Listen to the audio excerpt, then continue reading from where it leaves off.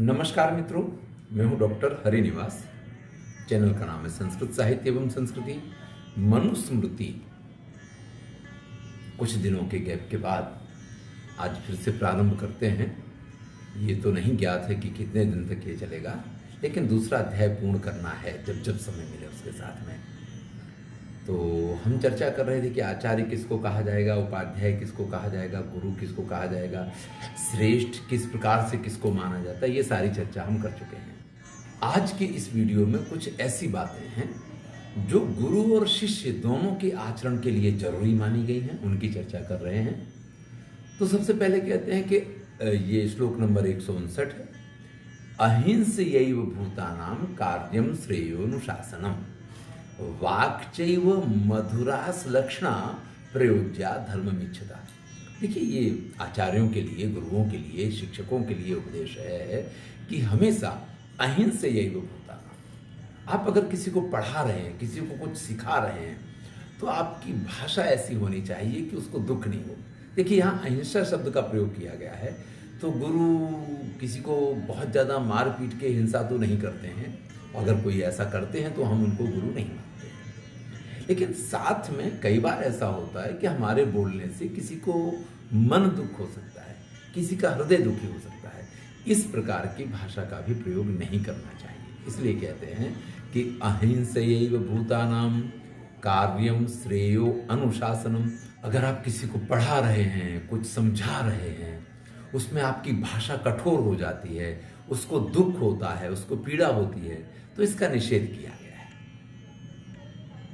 श्रेयो अनुशासनम कार्यो, श्रेष्ठ है अनुशासन जो अहिंसा के साथ किया जाए। वाक्चैव मधुरा, आपकी वाणी भी मधुर होनी चाहिए। श्लक्षणा, स्नेह से परिपूर्ण होनी चाहिए।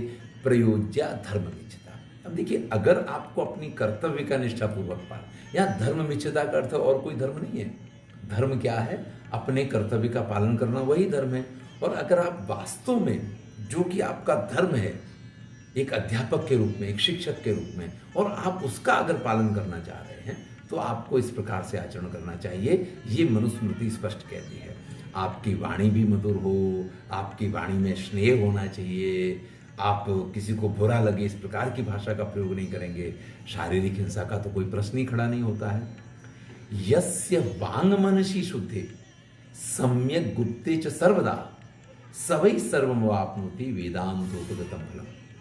अब कह रहे हैं कि जिसकी वाणी शुद्ध है और जिसका मन शुद्ध है, और अगर उसी शुद्धता के साथ वो व्यवहार करता है, तो आप ये मान लीजिए कि फिर उसके लिए कुछ भी असंभव नहीं है। यानी आप ये मानिए कि अगर कोई गुरु हिंसक रूप से किसी को सिखाता है, या किसी को मन दुख हो ऐसी भाषा का प्रयोग करता है, उसके मन में किसी के लिए इस प्रकार की भावना है, तो वो गुरु कभी उतना सफल नहीं हो सकता है जितनी सफलता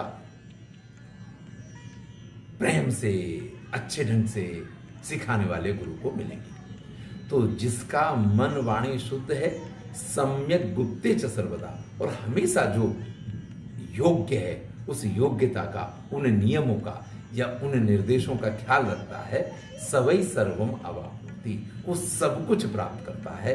वेदांतोपगतम फलम, वेदांतों में जो फल कहा गया है। देखिए, वेदांत का फल क्या है? हमको परम आनंद की प्राप्ति हो, यही हमारे उपनिषद हमें सिखाते हैं। और वही आनंद जो है वो पराकाष्ठा के क्षण पे हमें मोक्ष दिलवाता है। तो जब आप अपने कर्तव्य पालन में इस प्रकार से सन्निष्ठ होंगे कि जिस कर्तव्य पालन को करके आपके मन में किसी प्रकार की पीड़ा नहीं है, आपका मन हमेशा आनंदित रहेगा। अगर आपने किसी बच्चे के साथ कोई हिंसा की है, उसके साथ कुछ इस प्रकार का व्यवहार किया है, तो अगर वो आपके साथ दुर्व्यवहार करेगा तो आपको बुरा लगेगा ही। लेकिन अगर आपकी अंतरात्मा है आपके साथ में, तो आपके द्वारा किया गया व्यवहार, आपकी अंतरात्मा खुद आपको कचोटती है कि यार मुझे ऐसा उसको नहीं करना चाहिए था। तो श्रेष्ठ अध्यापक जो है वो इस प्रकार का कभी व्यवहार नहीं करता है, और जो उत्तम व्यवहार अपने शिष्यों के साथ रखते हैं उनके लिए कहा गया है कि वो मोक्ष तक प्राप्त कर सकते हैं। यानी इस जीवन में तो सारी सफलताएं, सुख सुविधाएं उसको मिलेंगी, आदर सम्मान जो कुछ चाहिए वो सब कुछ उसको मिलेगा, लेकिन अंत में क्योंकि वो परम सुखी रहेगा, उसके मन में कभी किसी प्रकार की राग द्वेष उद्वेग वगैरह की भावनाएं नहीं होंगी, इसलिए अंततः वो मोक्ष को भी प्राप्त करेगा। ये इसका मुख्य अर्थ होता है। नारुंतुदः स्याद आर्तोपि न पर द्रोह कर्मधि ययास्यो द्विजते वाचा नालोक्याम ताम उदीरयेत। अब कह रहे हैं कि भाई कई बार ऐसा होता है कि कोई आपको उत्तेजित कर देता है, कोई किसी ने आपको चाबी भर दी या किसी ने आपके सामने कुछ इस प्रकार का व्यवहार कर दिया।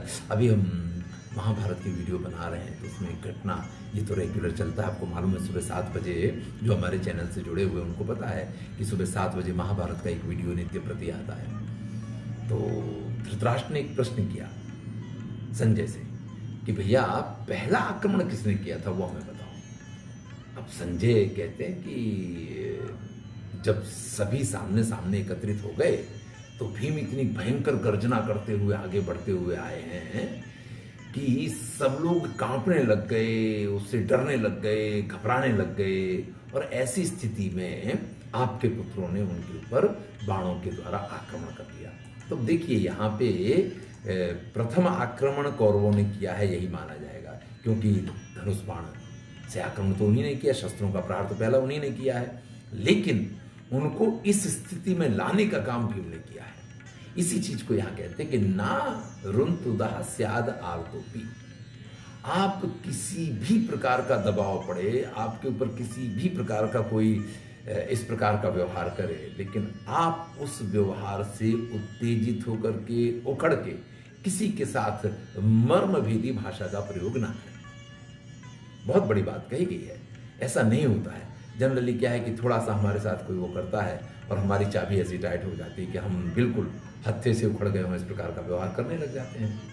तो इस बात को समझा रहे हैं कि कैसी भी स्थिति हो, आपको मर्म छेदक वाणी का उपयोग नहीं करना चाहिए, और साथ में किसी के लिए द्रोह की भावना अपने मन में नहीं पालनी चाहिए। होता क्या है कि कोई हमारे विरुद्ध लगातार बोलता रहे, किसी ने हमारे साथ कुछ इस प्रकार का व्यवहार किया है, तो मन में उसके लिए एक गांठ बन जाया करती है कि यार ये व्यक्ति तो ठीक नहीं है, और फिर इस प्रकार की जो मन की भावना है वो हमें उसके प्रति द्रोह हमारे मन में उत्पन्न करवा देती है। तो ऐसा नहीं होना चाहिए। यस्यासु द्विजते वाचा नालोक्याम ताम उदीरयेत। अब ऐसा होता है कि भाई हमारे मन में किसी के प्रति इस प्रकार की भावना आ गई है, तो ऐसी भावना मन में आने के बाद भी उसके प्रति द्वेषपूर्ण व्यवहार और द्वेषपूर्ण भाषा का प्रयोग नहीं करना चाहिए। अब आप कहेंगे ये कैसे संभव है? भाई यही तो करना है, इसीलिए तो तभी तो वो ब्राह्मण बनता है। नहीं तो विश्वामित्र ने जब इतनी तपस्या कर ली तो तुरंत उनको ब्रह्मर्षि पद मिल जाना चाहिए था, लेकिन इसी चीज से वो नहीं बच पाते थे। कुछ भी कह दिया वैसे ही उखड़ जाते थे, वैसे क्रोध आवेग में आ जाते थे और किसी को शाप दे देंगे, किसी के प्रति इस प्रकार व्यवहार कर देंगे। देखिए त्रिशंकु की जो स्थिति आकर के खड़ी हुई, विश्वामित्र ने उनको स्वर्ग में पहुंचाने का जो प्रयत्न किया, वो सिर्फ इसी बस था कि अगर वशिष्ठ ने मना कर दिया है तो कोई बात नहीं, मैं तुमको इस पद पे पहुंचाऊंगा। तो जब आप इस प्रकार से किसी के साथ राग या द्वेष मन में रख करके कोई व्यवहार करते हैं ना, तो वो ब्राह्मणों के लिए उचित नहीं माना गया है। क्षत्रियों के साथ ये हो, वैश्यों के साथ ये हो, शूद्रों के साथ ये हो, तो एक स्वाभाविक प्रक्रिया है। लेकिन अगर आप शिक्षक हैं, आप अध्यापक हैं, आप गुरु हैं, आप ब्राह्मण के पद पे हैं, तो ऐसे में आपको इस प्रकार का व्यवहार नहीं करना चाहिए। अगर कोई अध्यापक, कोई शिक्षक किसी विद्यार्थी के साथ मानसिक रूप से कोई ऐसी भावना रख करके और अगर उसका पेपर जांचेगा या उसको पढ़ाएगा तब करेगा, तो वो कभी भी उसको न्याय नहीं दे पाएगा। इसलिए इसका विशेष निषेध किया गया है। सम्मानाद ब्राह्मणो नित्यम उद्विजेत विषादिव अमृतस्यैव चाकांक्षेद अवमानस्य सर्वदा। अब एक बात और कह रहे हैं, हर ब्राह्मण के मन में ये एक अभिलाषा बड़ी होती है, उसको बड़ा मान मिलना चाहिए, बड़ा सम्मान मिलना चाहिए, और मान सम्मान अगर उसको ना मिले तो ये तो नहीं चलता है। तो यहां कह रहे हैं कि सम्मान से ब्राह्मण को दूर रहना चाहिए, क्योंकि अगर कोई आपका सम्मान करता है और सम्मान आपको बहुत अधिक प्रिय है, तो फिर वो आपके लिए रागी हो जाएगा, यानी आपको उसके प्रति प्रेम हो जाएगा। फिर आप जो आपका एक कर्तव्य है कि आपको निष्पक्ष रूप से कार्य करना, वो आप नहीं कर पाएंगे। तो तो उसको विष के समान मानना चाहिए। अगर कोई आपका बहुत सम्मान करता है तो सम्मान को विष के समान मानना चाहिए, उससे दूर रहना चाहिए। नित्यम उद्विजेत, नित्य प्रति उससे घबराते रहना चाहिए, इस प्रकार का यहाँ पर उल्लेख है। अमृतस्येव चाकांक्षेद अवमानस्य सर्वदा, और अपमान जो है उसकी अमृत की तरह आकांक्षा करनी चाहिए। तो भैया सम्मान को विष की तरह मानो और अपमान को अमृत की तरह मानो। अब होता है क्या है, हमें सम्मान अमृत जैसा लगता है और अपमान विष जैसा लगता है। लेकिन अगर आप ये प्रयत्न करेंगे कि आप सम्मान को विष मानने लग जाएं और अपमान को अमृत मानने लग जाएं, तो शायद आप बैलेंस कर पाएंगे। जिसको कहते हैं कि सुख दुखम समम कृत्वा समम मानापमानयो, इस स्थिति पे आप पहुंच पाएंगे। ये तो संभव ही नहीं है कि कोई सम्मान करे और हमें बिल्कुल अच्छा ही ना लगे, ये तो संभव नहीं है।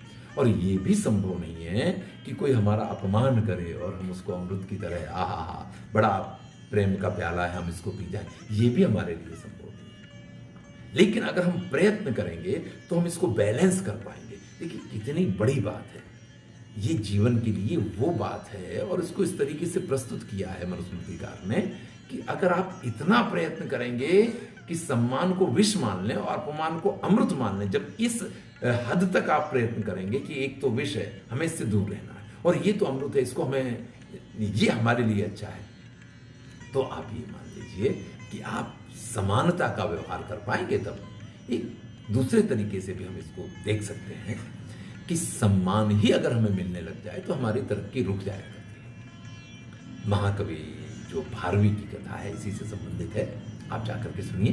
उनके पिता हमेशा उनका अपमान करते रहते थे, बाकी सब जगह उनका सम्मान होता था। माता ने पूछा कि भाई आप क्यों ऐसा करते हो, आपका पुत्र इतना श्रेष्ठ है, सब उसका सम्मान करते हैं।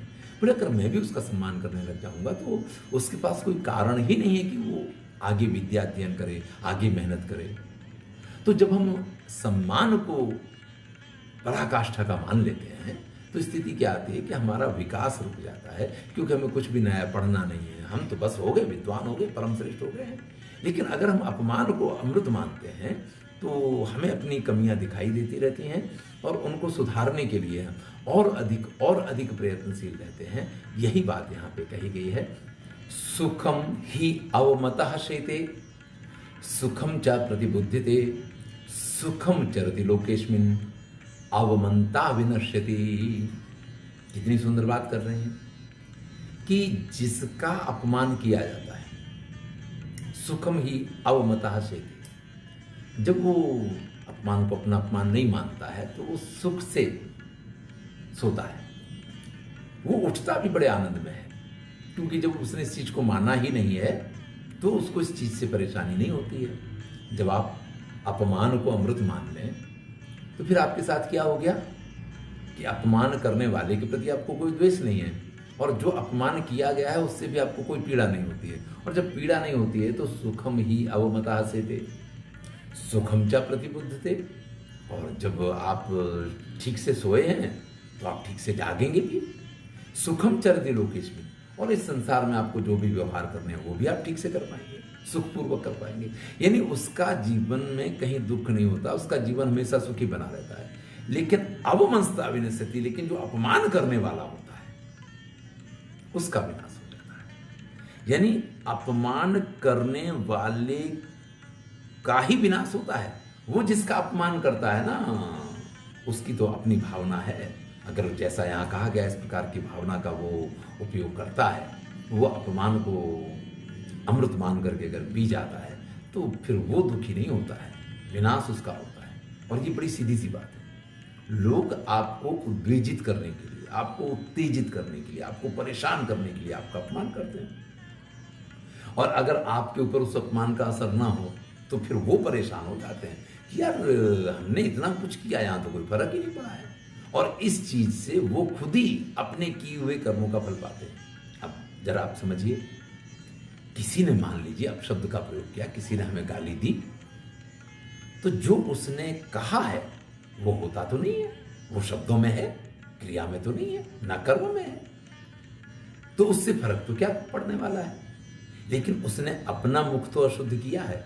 लेकिन अगर उस गाली को हम ये मान लेते हैं कि इसने जो कुछ कहा है ये बड़ा मेरे लिए हानिकारक है, तो हम दुखी होते हैं। और अगर हम पे उसका फर्क नहीं पड़ता है तो वो अपना मुंह खराब करता है, और अगर आप एक गाली पे ध्यान ना दें तो उससे बड़ी गाली देने की कोशिश करेगा, आप उस पर भी ध्यान ना दें तो वो अपना सिर एक बार पीट ले, इस प्रकार की स्थिति में आ जाएगा। वही बात यहाँ पे कही गई है, अनेन क्रम योगेन संस्कृतात्मा द्विजाशने, इस प्रकार के आचरण के साथ। देखिए कहाँ से शुरुआत की थी कि यज्ञोपवीत संस्कार हुआ, वो वेदाध्ययन के लिए आया है, गुरुकुल में किस प्रकार से उसने अध्ययन शुरू किया है, गुरु लोग उसको पढ़ा रहे हैं, आचार्य उपाध्याय सब लोग उसको पढ़ा रहे हैं। तो ये एक क्रम है, ऐसा नहीं है कि एक दिन में ये सब कुछ हो जाएगा। संस्कृत आत्मा, उसकी आत्मा संस्कारित बनेगी इस पूरी प्रक्रिया के द्वारा। आप गुरु हैं, आप जो करेंगे, शिष्य आपका अनुकरण करेंगे, शिष्य आपका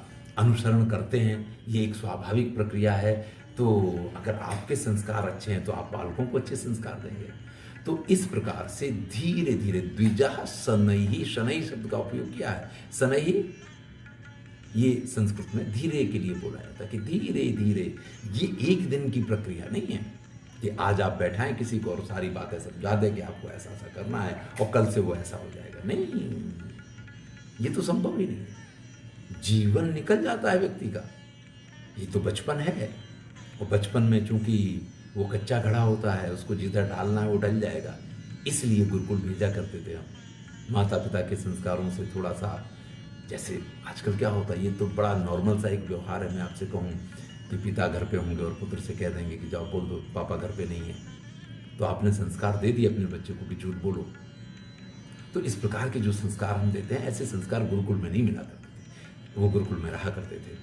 तो इस प्रकार से जिसकी आत्मा संस्कारित हो गई, जिसकी आत्मा का संस्कार हो गया, गुरु वसन संचुनियात, गुरु के यहाँ रहते हुए ब्रह्मादिक मिकम तपा, वो इस ब्रह्मत्व की तपस्या को प्राप्त किया करता था। यानी वो सभी ज्ञान को प्राप्त करता था, वेदों का अध्ययन करता था, उनके रहस्यों को पढ़ता था और फिर वो ब्रह्म तत्व को प्राप्त किया करता था। तो सीधी सी बात यह है कि आप गुरु के तौर पे जब उसके साथ बहुत अच्छा व्यवहार करते हैं तो आपके यहाँ रहता हुआ वो विद्यार्थी जो है उसको उत्तम संस्कार मिलते हैं, और उत्तम संस्कार ही नहीं मिलते हैं, आपके यहाँ उसको रहने में समस्या भी नहीं होगी। बहुत सारे ऐसे गुरु हैं, बहुत सारे ऐसे स्थान हैं, बहुत सारे ऐसे गुरुकुल हैं जहाँ विद्यार्थी जाता तो है, कुछ दिन पढ़ता है, लेकिन वहाँ से उसको भाग आना पड़ता है, क्योंकि या तो वहाँ के गुरु लोगों का व्यवहार ऐसा नहीं है, या कुछ चीज़ें इस प्रकार की हैं जो उसको उद्वेलित करती हैं, उसको परेशान करती हैं, वो उन चीज़ों से परेशान होता है, तो बच्चा वहाँ रह के नहीं पढ़ पाता है। लेकिन अगर आपका व्यवहार जैसा कहा ऐसा उत्तम है तो बिल्कुल वो शिष्य आपके यहाँ रह पाएगा, पढ़ पाएगा, संस्कारित होगा, उत्तम संस्कार उसको मिलेंगे, और आपके यहाँ रह करके यानी गुरु वशन, गुरु के यहाँ रहते हुए संचुनियात प्राप्त करता है ब्रह्मादिक निकम तपा, जो ब्रह्म को प्राप्त करने वाली तपस्या है, जो अध्ययन है, जो विद्या है, वो सब कुछ वो प्राप्त कर सकता है। कहते हैं कि तपो विशेषैहि विविधैः वृतैश्च विधि चोदितैः, वैदिक ग्रंथों में या विधि विधान पूर्वक जिन बातों को कहा गया है, विधि चोदितैः, उसके अनुसार विशेष तपस्याएं करके, विविध प्रकार के व्रत करके, जो कुछ भी करते बने उन सबको करते हुए वेदा कृष्णोदिगंतव्यः, आपको वेदों का अध्ययन करना चाहिए, आपको वेदों को आत्मसात करना चाहिए।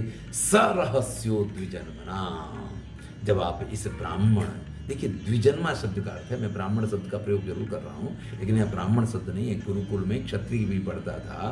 द्विजन्मा, द्विजन्मा का अर्थ है कि पहला जन्म माता के गर्भ से होता है और दूसरा जन्म जब उपनयन संस्कार होता है उस समय उसका होता है।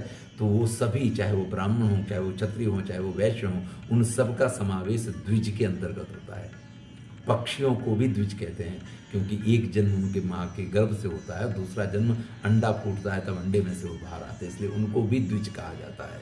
तो यहाँ द्विज शब्द का प्रयोग किया गया है, पक्षियों की बात नहीं है। हाँ, यानी ब्राह्मण क्षत्रिय वैश्य इन सब की कल्पना यहाँ पे की गई है कि द्विजन्मना, जिनका दूसरा जन्म होता है वो रहस्यों के साथ वेदों का अध्ययन इस प्रकार से करते हैं। किस प्रकार से करते हैं? तो कहा है तपो विशेषै विविधै व्रतैश्च, विशेष प्रकार की तपस्या करके, विविध प्रकार के व्रत करके।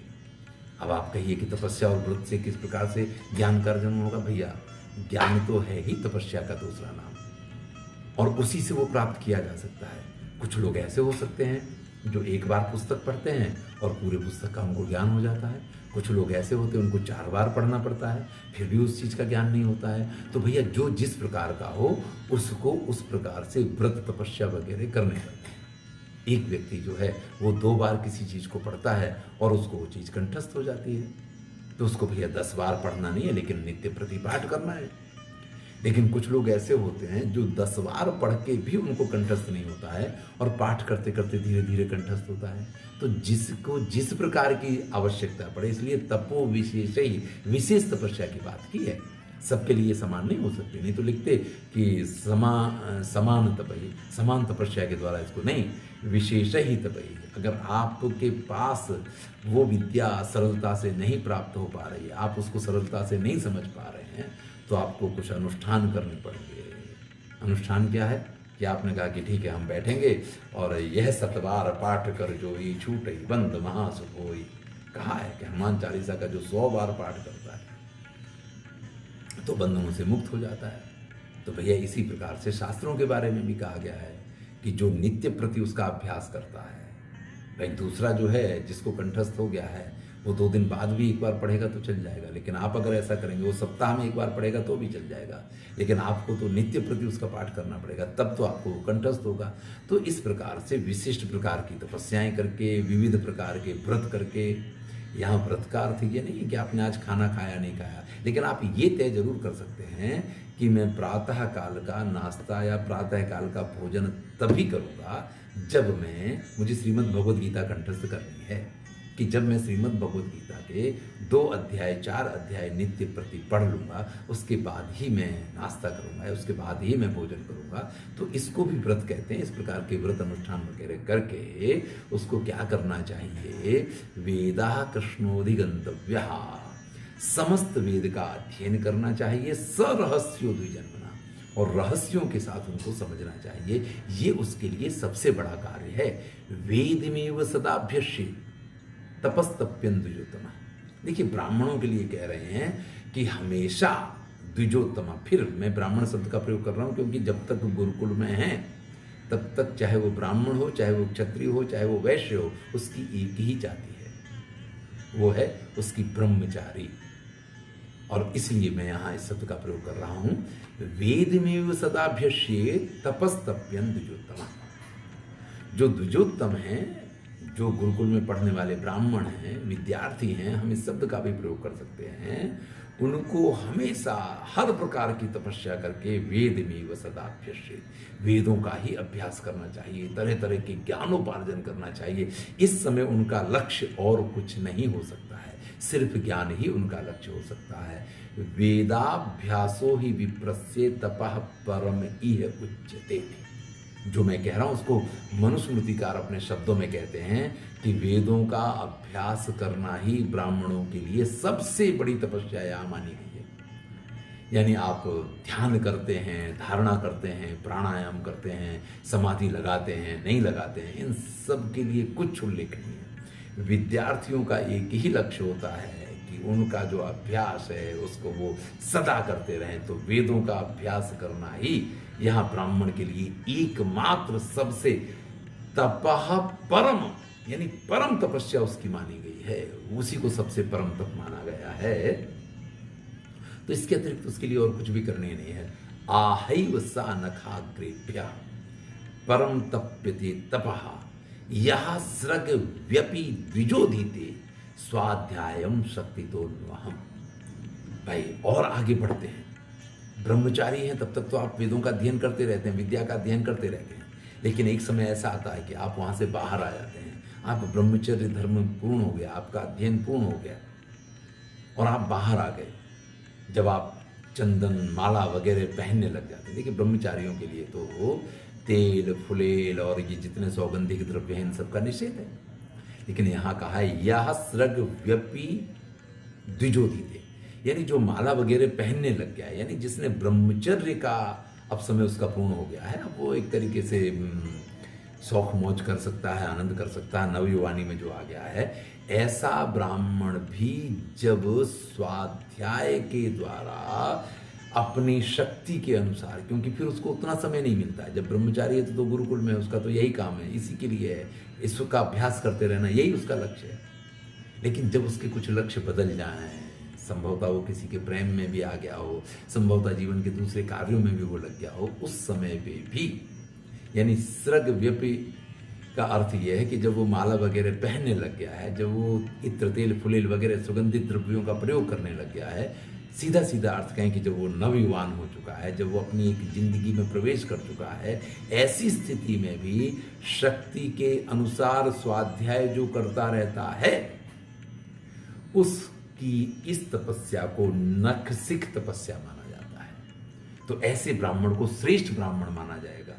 आप समझिए आप बात को, ब्रह्मचारी जीवन में आपने विद्या का अध्ययन किया है, उस विद्या का आपको प्रयोग करना है आजीवन। लेकिन कई बार क्या होता है कि जब प्रयोग का काल आता है तो हम उसको सब भूल जाते हैं।